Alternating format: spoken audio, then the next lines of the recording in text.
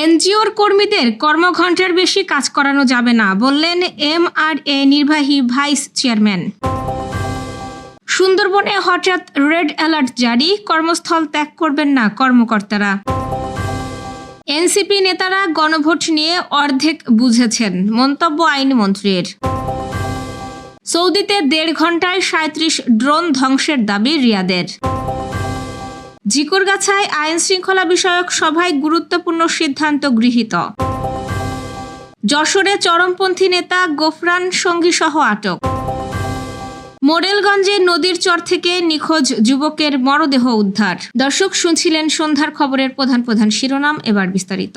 তার আগে আমাদের ইউটিউব চ্যানেল সাবস্ক্রাইব করুন এবং সব খবর পেতে ফেসবুক পেজ ফলো করে রাখার পাশাপাশি ওয়েবসাইট ভিজিট করুন।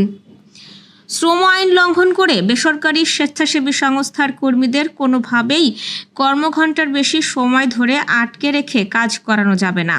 মাইক্রো ক্রেডিট রেগুলেটরি অথরিটির নির্বাহী ভাইস চেয়ারম্যান অধ্যাপক মোহাম্মদ হেলাল উদ্দিন সংস্থার প্রধানদের সতর্ক করে এমন কথা বলেছেন।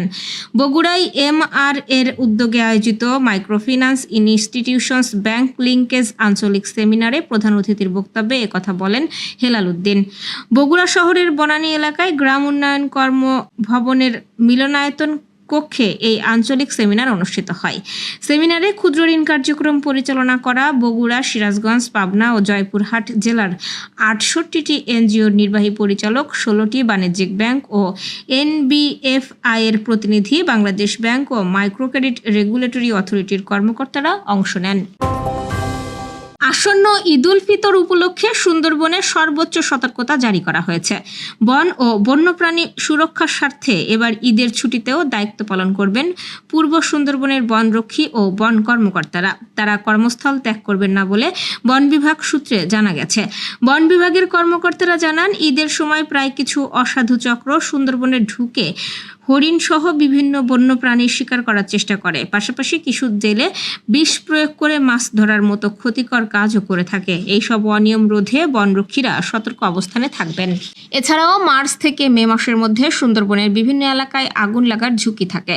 গত বছরের 22শে মার্চ সুন্দরবনের চাঁদপাই রেঞ্জের তেঁতুলতলা ও কলমতেজি এলাকায় অগ্নিকাণ্ডের ঘটনা ঘটে, যার ফলে বনাঞ্চলের অনেক গাছপালা ক্ষতিগ্রস্ত হয়। এসব বিষয় বিবেচনা করে বন বিভাগ সিদ্ধান্ত নিয়েছে যে বনরক্ষী ও কর্মকর্তারা এদের ছুটিতে দায়িত্ব পালন অব্যাহত রাখবেন। আইনমন্ত্রী আসাদুজ্জামান বলেছেন, এনসিপির নেতারা গণভোট নিয়ে যেসব বক্তব্য দিচ্ছেন তা তারা না বুঝেই দিচ্ছেন, তারা অর্ধেক বুঝেছেন। তিনি বলেন, আমরা তাদের এই বক্তব্যের জবাব জাতীয় সংসদে দেব। তারা যে বক্তব্য দিচ্ছেন তা সঠিক নয়। বিএনপি জুলাই সনদকে শ্রদ্ধা করে এবং আমরা জুলাই সনদের আলোকেই পথ হেঁটে যেতে চাই। ইমোশন ও আইনকে একসঙ্গে নিয়েই আমরা চলতে চাই। আজ দুপুরে কুষ্টিয়ার খোকসা উপজেলার মোড়াগাছা হাসিমপুর খাল খনন কর্মসূচির উদ্বোধন শেষে সাংবাদিকদের প্রশ্নের জবাবে এসব কথা বলেন আইনমন্ত্রী। 5 আগস্ট পরবর্তী মামলা জট প্রসঙ্গে আইনমন্ত্রী বলেন, আমরা সব পক্ষের সঙ্গে কথা বলে সবার মতামতের ভিত্তিতে এসব মামলার ব্যাপারে সিদ্ধান্ত নেব। এর আগে খাল খনন উপলক্ষে এক সমাবেশে প্রধান অতিথির বক্তব্য দেন আইনমন্ত্রী। কুষ্টিয়ার জেলা প্রশাসক আহমেদ মাহবুবুল আলমের সভাপতিত্বে এতে আরও বক্তব্য দেন কুষ্টিয়া 1 আসনের বিএনপি দলীয় সংসদ সদস্য রেজা আহমেদ বাচ্চু, কুষ্টিয়া 4 আসনের জামায়াত দলীয় সংসদ সদস্য আফজাল হুসাইন সহ বিএনপির স্থানীয় নেতারা। সৌদি আরবের পূর্বাঞ্চলে অল্প সময়ের ব্যবধানে একের পর এক ড্রোন হামলার চেষ্টা হয়েছে। দেশটির প্রতিরক্ষা মন্ত্রণালয়ের দাবি, মাত্র 1.5 ঘন্টার মধ্যে ধেয়ে আসা 37টি ড্রোন প্রতিহত করে ধ্বংস করা হয়েছে। ঘটনাটি মধ্যপ্রাচ্যের নিরাপত্তা পরিস্থিতি নিয়ে নতুন করে উদ্বেগ তৈরি করেছে।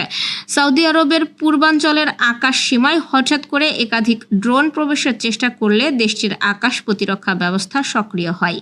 প্রতিরক্ষা মন্ত্রণালয় জানিয়েছে, খুব অল্প সময়ের মধ্যেই প্রায় 1.5 ঘন্টার ব্যবধানে মোট 37টি ড্রোন শনাক্ত করা হয়। এরপর দ্রুত প্রতিরক্ষা ব্যবস্থা ব্যবহার করে ড্রোনগুলোকে প্রতিহত ও ধ্বংস করা হয়েছে বলে দাবি করছে রিয়াদ। তবে এই ড্রোনগুলো কোন দেশ বা গোষ্ঠী থেকে পাঠানো হয়েছিল সে বিষয়ে এখনও নির্দিষ্ট কোনো তথ্য দেয়নি সৌদি প্রতিরক্ষা মন্ত্রণালয়। ফলে হামলার পেছনে কারা জড়িত থাকতে পারে তা নিয়ে নানা জল্পনা তৈরি হয়েছে। এদিকে সৌদি আরবে নিযুক্ত ইরানের রাষ্ট্রদূত আলী রেজা এনায়েতি বার্তা সংস্থা রয়টার্সকে দেওয়া এক বক্তব্যে বলেছেন, সৌদির তেল অবকাঠামো লক্ষ্য করে সাম্প্রতিক হামলার ঘটনায় ইরান কোনোভাবেই জড়িত নয়। যশোরের ঝিকরগাছা উপজেলা আইন শৃঙ্খলা বিষয়ক সভা অনুষ্ঠিত হয়েছে। প্রতিনিধি রফিকুল ইসলাম জানিয়েছেন, উপজেলা নির্বাহী অফিসারের কনফারেন্স রুমে আজ আয়োজিত সভায় সভাপতিত্ব করেন উপজেলা নির্বাহী অফিসার ও প্রশাসক রনি খাতুন। সভায় মাদক নির্মূলে জিরো টলারেন্স সহ যানজট নিরসনে, অবৈধ স্থাপনা উচ্ছেদ, যৌতুক ও বাল্যবিবাহ রোধ, অবৈধভাবে বালু মাটি উত্তোলন ও বিক্রি, পাবলিক প্লেসে প্রকাশ্যে ধূমপান না করা, মাদক সেবন ও বিক্রেতাদের বিরুদ্ধে নিয়মিত মোবাইল কোর্ট পরিচালনার মাধ্যমে শাস্তি নিশ্চিত করা, হাটবাজারে অতিরিক্ত টোল আদায় না করা এবং নিয়মিত বাজার মনিটরিং, দ্রব্যমূল্যের ঊর্ধ্বগতি রোধ সহ সার্বিক বিষয়ে আলোচনা ও সিদ্ধান্ত গ্রহণ করা হয়। যশোরের আলোচিত চরমপন্থী নেতা নাসির শেখ গোফরানকে আটক করেছে পুলিশ। জেলা গোয়েন্দা শাখা তাকে তার সহযোগী সোহেল রানা সহ খুলনার রূপসা এলাকা থেকে আটক করে। আজ দুপুরে যশোর জেলা পুলিশের কনফারেন্স রুমে আয়োজিত সংবাদ সম্মেলনে অতিরিক্ত পুলিশ সুপার আবুল বাশার বিষয়টি নিশ্চিত করেন। আবুল বাশার জানান, বিপ্লবী কমিউনিস্ট পার্টির নেতা পরিচয়ে গোফরান যশোর, খুলনা ও নড়াইল অঞ্চলে দীর্ঘদিন ধরে চাঁদাবাজি, সন্ত্রাস ও দখলবাজির কর্মকাণ্ড চালিয়ে আসছিল। তার বিরুদ্ধে অস্ত্র, হত্যা ও চাঁদাবাজি সহ 20টিরও বেশি মামলা রয়েছে। সম্প্রতি অভয়নগরে এক ব্যবসায়ীর বাড়িতে হামলা ও চাঁদাবাজির ঘটনার পর তাকে ধরতে অভিযান শুরু করে আইন শৃঙ্খলা বাহিনী।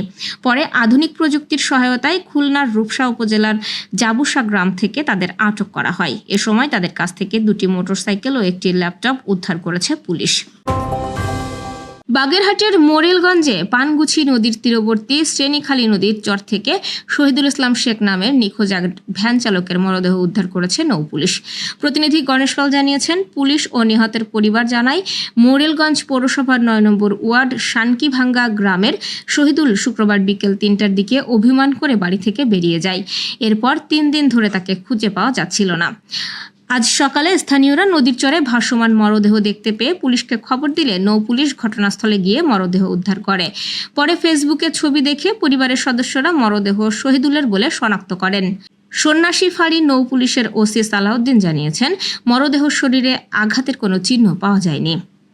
দর্শক, এ ছিল সন্ধ্যার আয়োজন। রাতের খবর দেখার আমন্ত্রণ রইল। এতক্ষণ সাথে থাকার জন্য ধন্যবাদ।